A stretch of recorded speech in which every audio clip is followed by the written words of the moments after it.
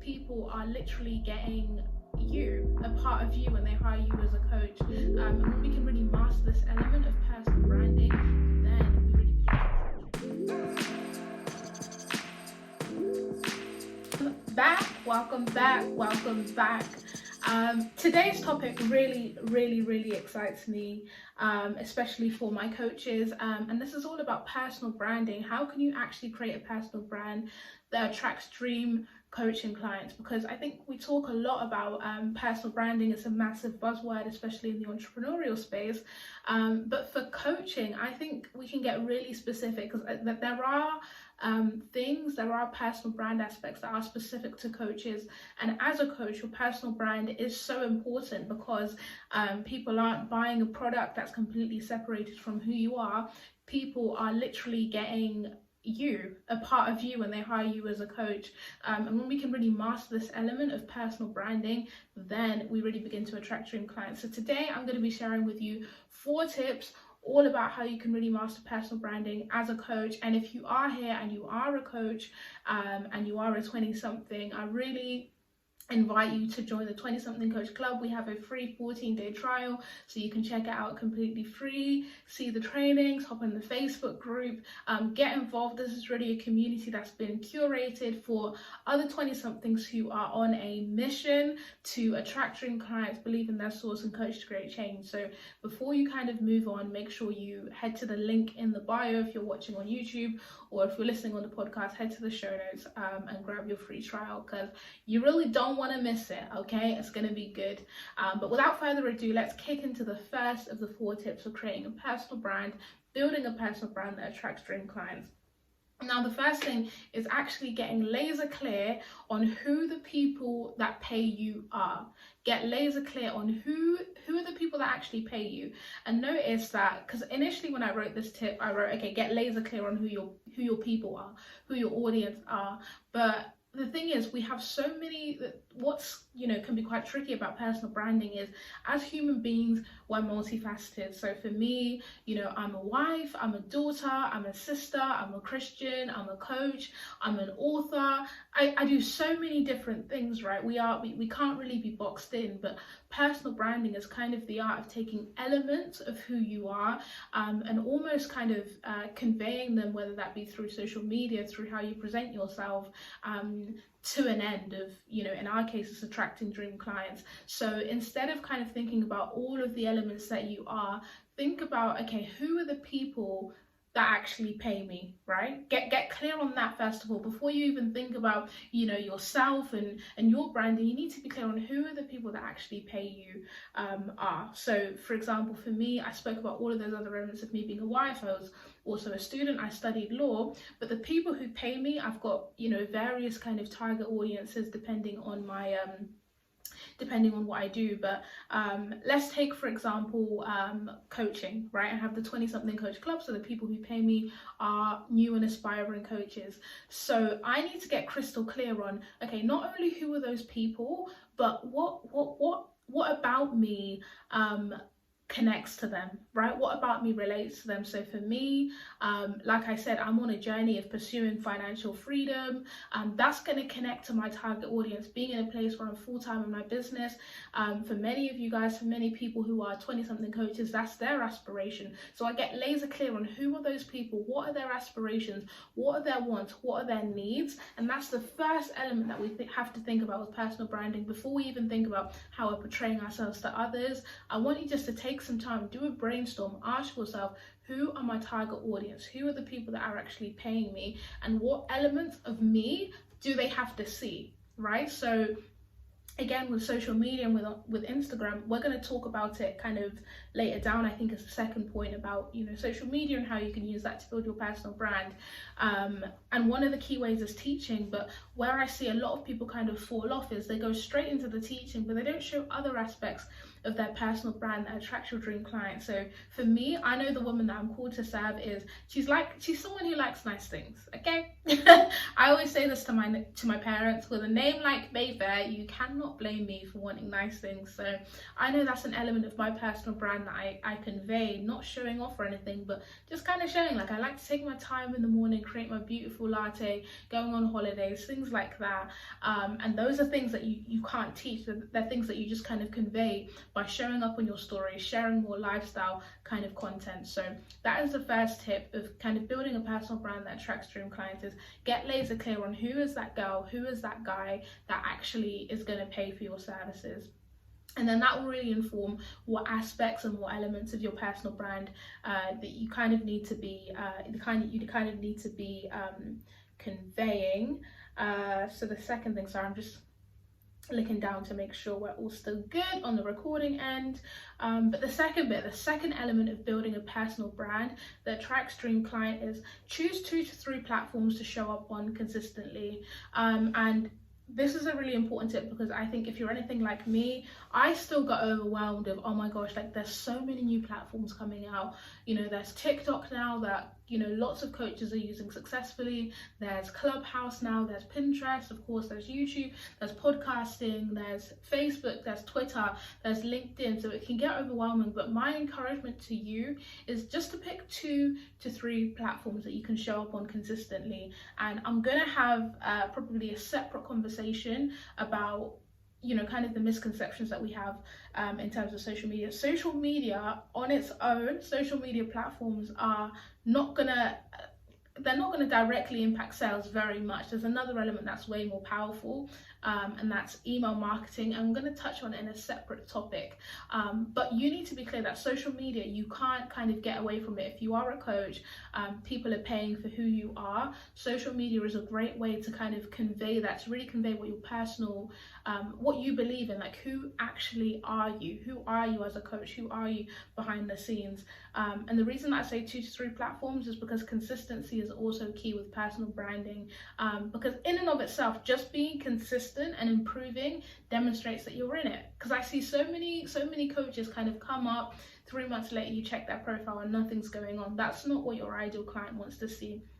And in terms of selecting the platforms, I would have one platform that is about kind of teaching, because again, a key element of your personal brand as a coach is an expert, is someone who actually teaches. So pick one platform that lends itself to teaching, maybe a bit more long form. So YouTube, for example, is really great for that because you can really break things down.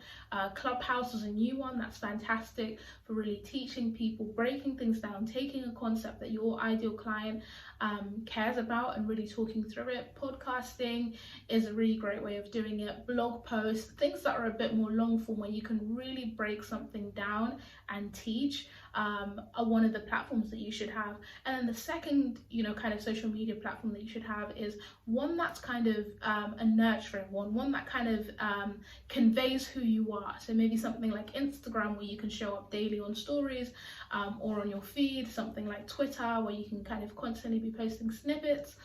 Something like TikTok now as well is fantastic for that. LinkedIn, all of those platforms that are a bit better for short form content, where it's easy to show up daily. You can really show your lifestyle, because again, the lifestyle content, the lifestyle piece matters. Don't spend all of your time on it, and that's a big mistake that I made in the beginning. Like, all I was posting was lattes and, you know, look at me, this is what's on my to-do list. Don't spend all of your time doing that, because that's not, there's other things that we need to do if we're looking to make that shmoney, honey, okay. But those lifestyle elements are what really shows someone that you're embodying the life of a coach. And oftentimes, if you are a coach, your ideal clients are basically you 2 or 3 years back. So your content, especially on those kind of short form platforms like Instagram, are really going to show that you are living that, you're embodying that, and that's going to be great social proof for you as well. So that's the second one. Make sure you're on 2 to 3 platforms that you can engage with consistently. This is also going to be really powerful for that know, like, and trust factor. People need to kind of see your face. They need to engage with you in order to really know you, like you, and trust you. And I can break this down further in a separate video. Let me know in the comments if you would like to see that. But that element is really, really important if you're going to turn followers into ideal clients. So moving on to the third thing, the third tip for building your personal brand as a coach.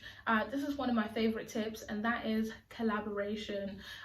This is going to be especially useful if you don't have an audience, or if you have a really small audience. Collaboration is literally a cheat way to build your personal brand. So you guys have probably heard that quote, guilty by association. And it works on the opposite as well, right? The people that you associate with, people begin to piece together parts of your brand. So when I was first starting out as a coach, one of the big ways that I grew my business was through guest podcasts. And this is a fantastic way to collaborate. Like, I literally got I got so many of my high paying clients through guest podcasts. And sometimes I would do a podcast, I would be a guest on a podcast 3 months before, and then a client would come in, which is the great thing about content like podcasting or YouTube, is it's evergreen. Like, it kind of keeps doing the work for you. So that's really fantastic. Other things you can do are you can be a guest blogger on someone's channel. Now on Clubhouse you can co-host a room with someone, but again, like, don't just go all over the shop kind of looking to collaborate. Make sure these are intentional collaborations. Look for people who are authorities in your field, or people who have access to people who are your ideal client. So I'll give you an example. I did a guest podcast on a podcast called Rice at Home. Shout out Amber and the guys. And their target audience was predominantly Black young people who were trying to create financial freedom. I knew within that there would be people who were looking for a coach to support them on that journey. So that was a great collaboration for me. Like, just be intentional. Ask yourself, okay, cool, this collaboration, are my people hanging out there?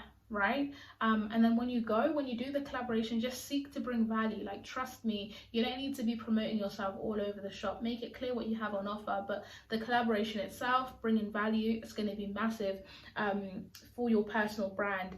And again, it exposes you to that new audience, which is fantastic if you're starting out. So don't feel like you need to have a massive audience or a massive following in order to get those dream clients. You can build your personal brand by collaborating with other people who do have those followings. I have a training on my in the 20 something coach club, all about how you can actually pitch yourself for guest podcasts and how to use that as a strategy. But you really have to believe in your source with this. I remember the first podcast that I pitched, I literally messaged and I was like, okay, listen, I'm shooting my shot. I started my business 3 months ago, but here's what I'm doing. I think I can provide value to your audience. And that's how I landed my first guest podcast. And like I said, it was massive for me in terms of building my coaching business. So have a look, who's in your area, who's an expert, who's an expert in your area, and see how you can bring value with that. And also, don't be afraid to think outside the box.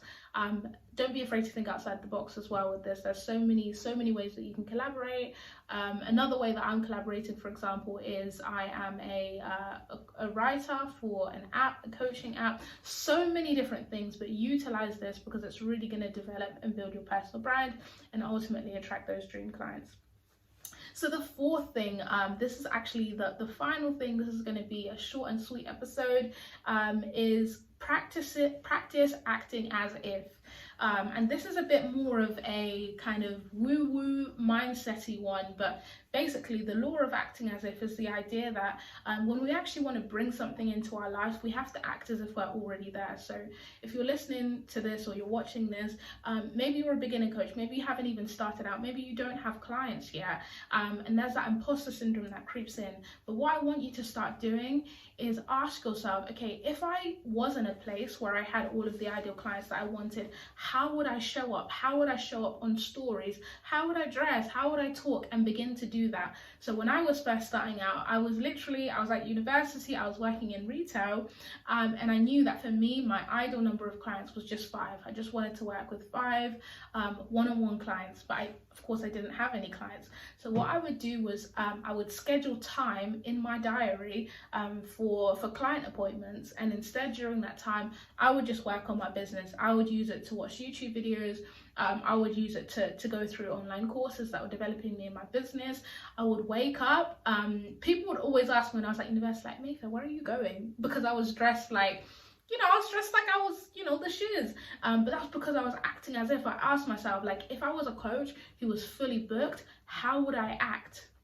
And I started acting like it, I started dressing like it, I started talking like it, I started showing up differently on stories. Because here's the thing, like, to attract dream clients, yes, it's about what you do, yes, it's about what you post, but ultimately it's about your energy, right? It's about your energy, like the energy of a fully booked coach. And this is something, again, that we dive deeper into in the club, the energy of a fully booked coach. How can you really begin to embody that? How can you really believe in your source? Because that's the crunch. And we all know that you can feel it when you're engaging with someone. If you've ever been on a kind of a sales call, or you've been on someone's page, and it's like, yeah, they're saying all of the right things, but there's almost like an uncertainty or an unsureness about them.